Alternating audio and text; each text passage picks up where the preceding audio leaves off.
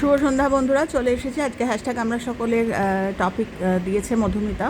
Mikhail গার্বাচভ, ওনার একটা বিষয়, ওনার একটা উক্তি, ওনার একটা কোট, সেটা হচ্ছে যে গতকাল তুমি যা করেছো সেটা যদি তোমার কাছে আজকে বড় মনে হয়, তার মানে আসলে তুমি কিছু করোনি। তো এটা শুনে মনে হলো যে সত্যি কিছু, মানে একদম সত্যি কথা। আমি গতকাল অনেকটা বেশি খেয়ে ফেলেছি, অনেক খেয়ে ফেলেছি, আজকে আর খাবো না। গতকাল ভালো স্নান করে ফেলেছি, আজকে আর করতে হবে না। বা গতকাল ভালো করে দাঁতটা ব্রাশ করে ফেলেছি, আজকে আর করতে হবে না। তার মানে সত্যি কথাই কিছু করনি। কেন কিছু করনিটা কী? সেটা হচ্ছে যে ওই কনসিস্টেন্সিটা তুমি শেখোনি। তো এটাই আসলে মানে আজকের টপিকের, মানে আজকের বিষয় যেটা, সেটার ওটাই যে আজকে তুমি গতকাল করেছো, আজকে যখন তুমি ভাবছো যে আমি গতকাল অনেক কিছু করে ফেলেছি, আজকে আর দরকার হবে না, আমি গতকাল অনেকটা করে ফেলেছি।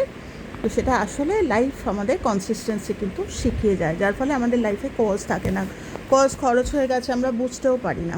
তো আজকে আমরা জানি যে আহমেদাবাদে কি মারাত্মক একটা অ্যাক্সিডেন্ট হয়ে গেল।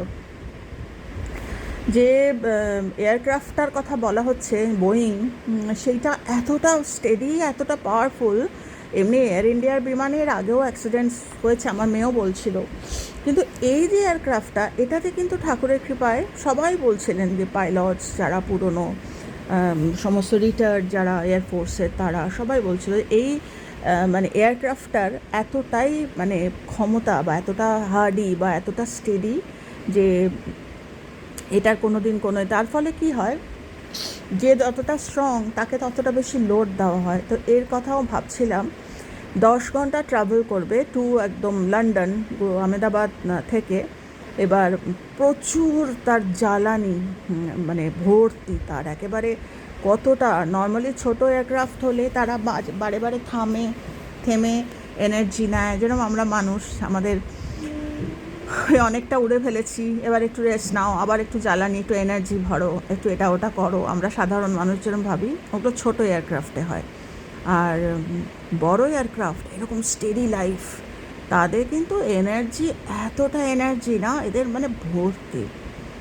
তো মনে মনে তাই ভাবছিলাম যে আমার মাথার চুলগুলো দেখেই হয়তো তোমরা বুঝতে পারছো, আজকে সারাদিন মাথার চুল খাড়া খাড়া, মানে টিভির সামনেই কিচ্ছু কাজকর্ম কিচ্ছু করিনি, মনটা এতটা ডাউন, এত মানুষ, উফ, যখন ভাবছি না মানে মাথা খারাপ হয়ে যাচ্ছে। এটা মানে প্রচুর, এটার এই ব্যাপারটা নিয়ে আমি প্রচুর চিন্তাভাবনা করছিলাম, চিন্তাভাবনা করছিলাম না, চলছে মাথার মধ্যে, ওই কার্যকারণ বা কিছু, যাই হোক।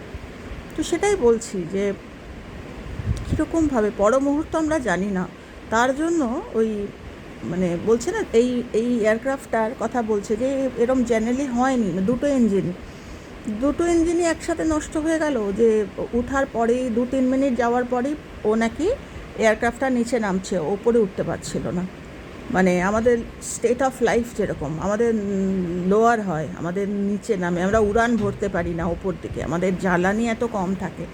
কিন্তু যদি ভাবি না এই এয়ারক্রাফটটার কথা, যে এমন মানুষ যার স্টেট অফ লাইফ হায়ার, যে নিচে নামে না, যার জ্বালানি লাইফে এনার্জি ভর্তি, সে নিচের দিকে নামে না, হাজার কষ্টের মধ্যেও তার লাইফ স্টেট সবসময় উপরে উঠছে।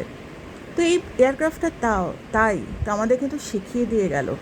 মানে এটার থেকেও আমরা কিন্তু অনেক কিছু শিখতে পারি যদি চিন্তা করি, যে হতে পারে এমন না যে আমি প্রচুর পড়াশোনা করে আমি বিরাট বিদ্বান, আমার প্রচুর পেট্রোল, প্রচুর জ্বালানি ভরা, প্রচুর জ্ঞান, আমার প্রচুর, আমি বয়স হয়ে গেছে, আমার চুল পেকে গেছে, আমি মারাত্মক স্টেডি একটা aircraft, I can fly anyway.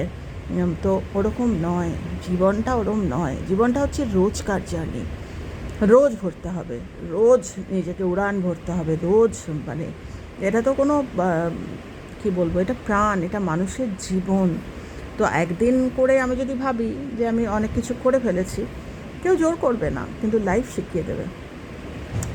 তো যাই হোক, আজকে না আমার সত্যি কথা বলতে মানে মানসিকতা না খুব একটা আজকে কথা বলার মতো নেই, কেন মানে মনে মনে অনেক কিছু চলছে, যে এত মানুষ, শুধু তাই না, আবার যেখানে অ্যাক্সিডেন্টটা হলো সেখানে একটা হস্টেল, মেডিকেল বাচ্চাদের, 30টা বাচ্চা লাঞ্চ করছিল, একটা কততে হয়েছে ঘটনাটা, মানে কোনো কথা নেই, বার্তা নেই, মাথার ওপর একটা প্লেন এসে পড়তে পারে, এরম হয়?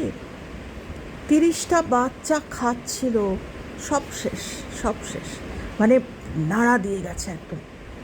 অনেকে বলছে এরম নাকি, এটা নাকি ইয়ে ছিল, এটা নাকি মানে কি জানি বলে ওটাকে, মানে আগে থেকে নাকি এরকম বলা ছিল যে এরকম একটা অ্যাক্সিডেন্ট হবে, এরম আগুন লাগবে। তাই মনে মনে বলছিলাম এই তো হয়েছে, কথা ফুলেছে, কথা।